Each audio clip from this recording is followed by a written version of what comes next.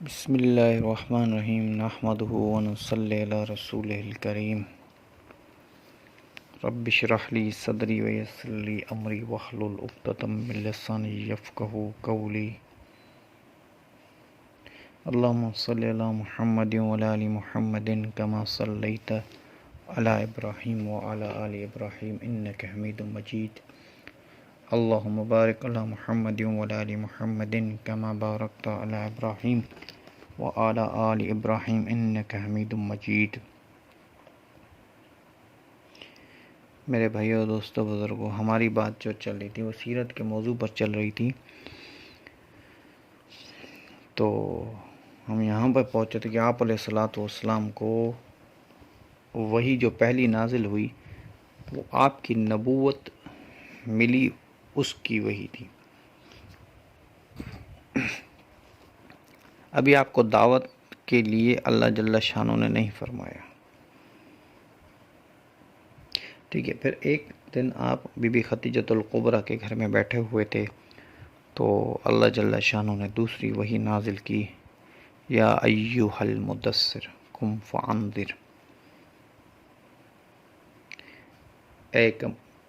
اے چادر میں لپٹے ہوئے۔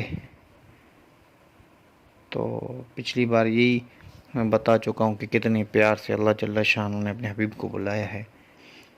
تو بہرحال دوسری جب وہی نازل ہوئی تو آپ علیہ الصلوۃ والسلام نے بی بی خدیجۃ الکبریٰ سے فرمایا، جس کا مفہوم یہ ہے کہ یہ وہی مجھ پہ نازل ہوئی ہے کہ تم اٹھو اور اللہ کی دعوت دو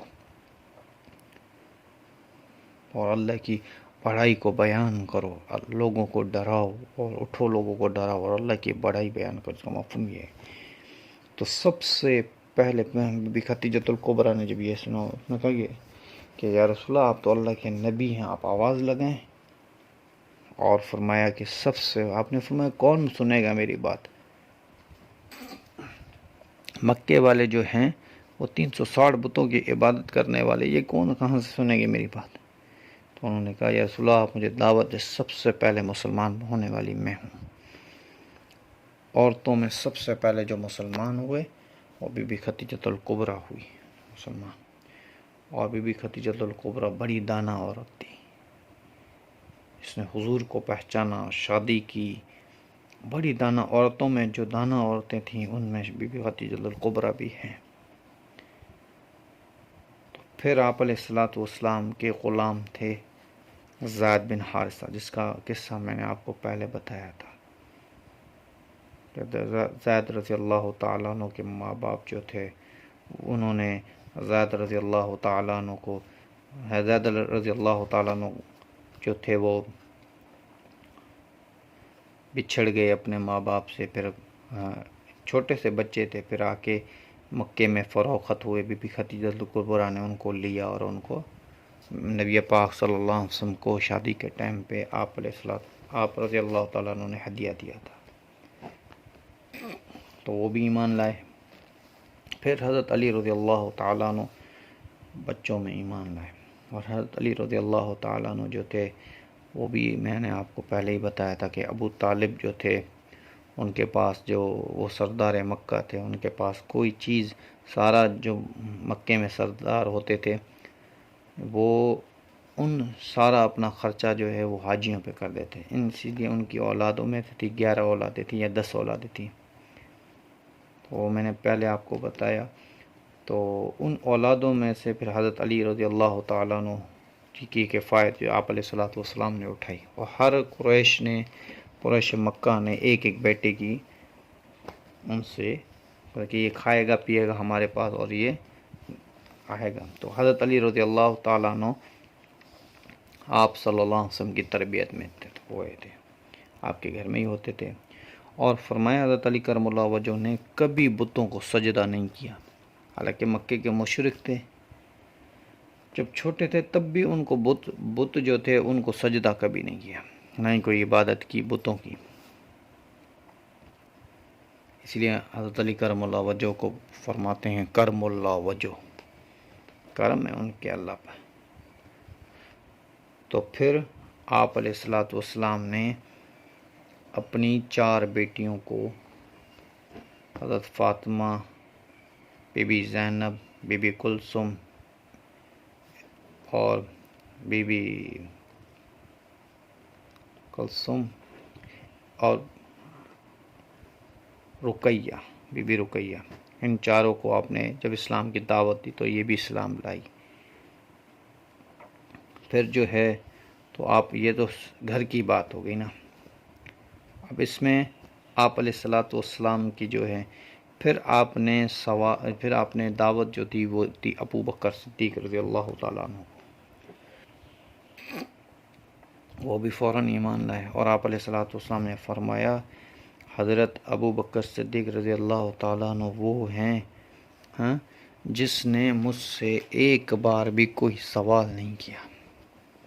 سب نے سوال کیا ہوگا، حضرت ابو بکر کو جب میں نے اسلام پیش کیا تو فوراً مسلمان، ایک بھی سوال نہیں کیا انہوں نے کہ یہ ہو جائے گا، یہ ہو جائے گا، آپ پر وہی کب نازل ہوئی اور وہی کے کیا لفظ تھے، یہ کچھ بھی نہیں۔ میں نے جب اسلام ان کے سامنے پیش کیا اور فوراً وہ مسلمان ہو گئے، ایک سوال تک نہیں کیا۔ اور فرمایا کہ میزان میں اگر میری امت کے سارے اعمال رکھے جائیں، ایک اعمال میں جو ہے ایک ترازو میں جو ہے حضرت ابو بکر کا ایمان رکھا جائے تو حضرت ابو بکر کا ایمان بڑھ جائے گا، آپ علیہ الصلوۃ والسلام، جس کا مفہوم یہ ہے۔ اور فرمایا نبیوں کے بعد سب سے جو افضل ترین انسان ہیں نبیوں کے بعد، وہ حضرت ابو بکر صدیق رضی اللہ تعالیٰ عنہ کی شخصیت ہے، عظیم شخصیت ہے۔ اور یہ وہ آدمی تھے کہ جو اب بی بی خدیجۃ الکبریٰ جو ہیں وہ آپ علیہ الصلوۃ والسلام کی بیوی ہے، اور زید رضی اللہ تعالیٰ، زید بن حارثہ جو ہے غلام ہیں، حضرت علی رضی اللہ تعالیٰ عنہ چھوٹی عمر میں ہیں، ٹھیک ہے، بیٹیاں جو ہیں وہ 4 ہی آپ کی گھر کی بیٹیاں ہیں، وہ ایمان ہے۔ اور اس کے بعد آزاد جو تھے وہ حضرت ابو بکر تھے، اور اس وقت حضرت ابو بکر کی جو مکے میں جو حیثیت تھی، ایک چیف جسٹس کی حیثیت تھی، لوگوں کے فیصلے کیا کرتے تھے، مطلب اتنے اللہ نے ان کو عزت سے نوازا تھا، اور اپنے دل سے خود مسلمان۔ اور حضرت ابو بکر صدیق رضی اللہ تعالیٰ عنہ کے بارے میں آتا ہے کہ انہوں نے اسلام سے پہلے کبھی کسی بت کو سجدہ نہیں کیا۔ ان کے باپ جو تھے ابو قحافہ، یہ بتوں کے بڑے پجاری تھے، یا ہم کہیں عبادت کرنے والے تھے، پر ابو بکر صدیق رضی اللہ تعالیٰ عنہ نے کبھی نہیں کیا۔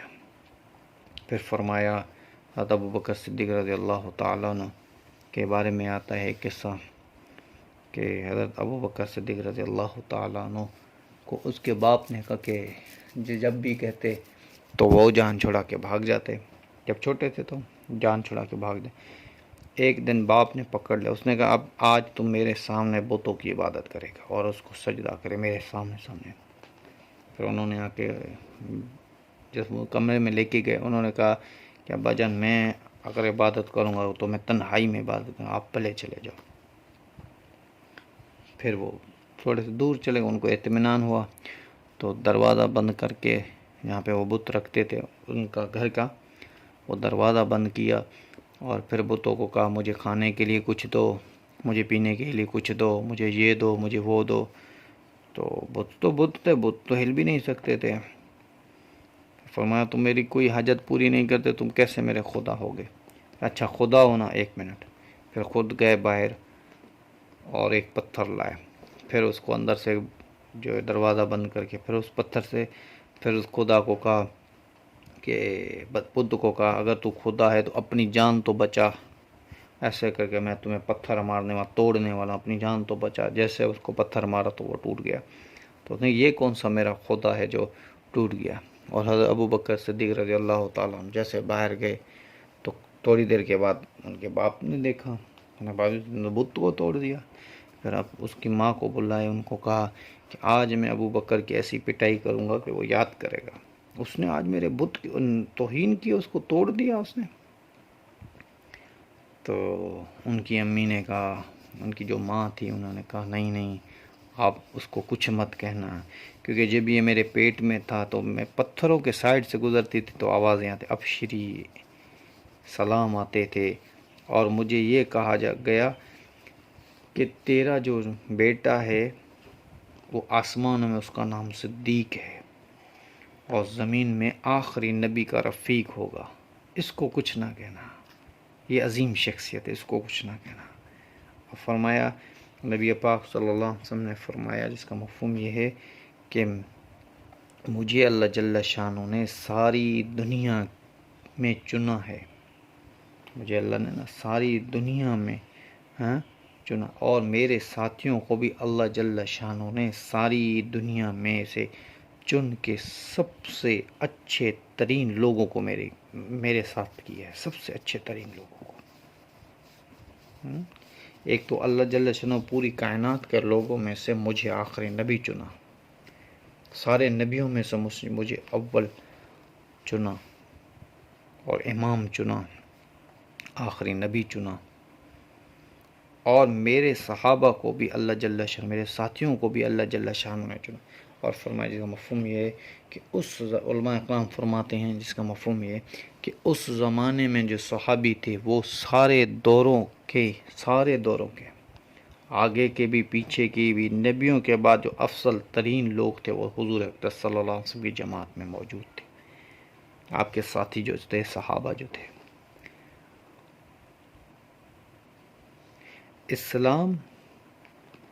اسلام جو ہے وہ اصلاح کرتا ہے، اسلام جو ہے وہ اصلاح کرتا ہے۔ جیسے قرآن میں ہے کہ بھئی کنتم خیر امت اخرجت للناس تعمرون بالمعروف وتنہون عن المنکر، اے میرے حبیب، تم امت ہو، وہ بہترین امت ہو، اور تم بہترین امت کیوں ہو؟ کیونکہ تم لوگوں کی نفع رسانی کے لیے نکالے گئے ہو، تم لوگوں کے لیے، کیونکہ آخری نبی پاک صلی اللہ علیہ وسلم، یہ محنت تو میرے پر، آپ پر اور سارے عالم کے سارے انسانوں پر ہے۔ فرمایا حضرت ابو بکر صدیق رضی اللہ تعالیٰ عنہ نے جیسے کلمہ پڑھا تو یا رسول اللہ میرا کام کیا ہے؟ آپ نے فرمایا کہ جو میرا کام ہے وہی تیرا کام ہے، تو میرا کام ہوتا ہے لوگوں کو اللہ سے ملاؤ۔ فرمایا کہ اگلے دن حضرت ابو بکر صدیق رضی اللہ تعالیٰ 6 آدمی جو بڑے بڑے صحابہ تھے، ان کو عشرہ مبشرہ میں بھی ان کے نام ہیں، ان کو مسلمان کر کے لے کے آیا۔ حضرت عثمان رضی اللہ تعالیٰ عنہ، حضرت سعد رضی اللہ تعالیٰ عنہ، حضرت عبد الرحمن بن عوف رضی اللہ تعالیٰ عنہ، حضرت طلحہ رضی اللہ تعالیٰ عنہ، حضرت زبیر رضی اللہ تعالیٰ عنہ۔ تو بڑے صحابہ میں 6 صحابہ کو اس دن 5 یا 6 صحابہ کو آپ اس دن مسلمان کر کے لے کے آئے۔ فرمایا یا رسول اللہ یہ میری آج کی کمائی ہے۔ پہلے 6 ریشموں کی دکانیں ہوتی تھی، وہ کمائی ہوتی تھی۔ اسلام لانے کے بعد مسلمان کی جو کمائی ہے وہ ایمان کی محنت ہے، ایمان کی محنت۔ مسلمان کی کمائی کیا ہے؟ ایمان کی محنت ہے۔ اسی لیے فرمایا کہ آج ہمارا آپ کا جو کام ہے وہ یہی ہے کہ ایمان کی محنت۔ اور پھر اس کے بعد فقراء میں جو ایمان لانے والے ہیں وہ حضرت عمار رضی اللہ تعالیٰ عنہ ہیں، حضرت یاسر رضی اللہ تعالیٰ عنہ ہے، حضرت سمیہ رضی اللہ تعالیٰ عنہ ہے، حضرت صہیب رضی اللہ تعالیٰ عنہ ہے، حضرت خباب رضی اللہ تعالیٰ عنہ ہیں۔ یہ سارے وہ لوگ ہیں جو فقراء کے دور میں ایمان لائے، فقراء تھے، ایمان غلام تھے، فقراء تھے، ایمان لائے، اور تکلیفیں پہنچائی گئی ان کو بہت ساری۔ حضرت محمد صلی اللہ علیہ وسلم نے اللہ کے حکم کے مطابق دعوت شروع کی، جیسے اللہ کا حکم آیا اور دعوت شروع کی۔ یہ تو اب ایسے انفرادی دعوت چلتی رہی، انفرادی کچھ مجمع ہو گیا مسلمانوں کے۔ پھر آپ نے ایک جگہ ہے جبل ابی قبیس، جو فرمایا کہ سب سے پہلے جو دنیا میں پہاڑ رکھا گیا وہ جبل ابی قبیس ہے، وہاں پہ چڑھ کے آپ نے پھر سب کو ایک دعوت دی، اجتماعی دعوت سب کو ایک دی۔ انشاءاللہ آگے بات چلتی رہے گی۔ وما علینا الا البلاغ۔ سبحان ربک رب العزت عما یصفون والسلام علی المرسلین والحمد للہ رب العالمین۔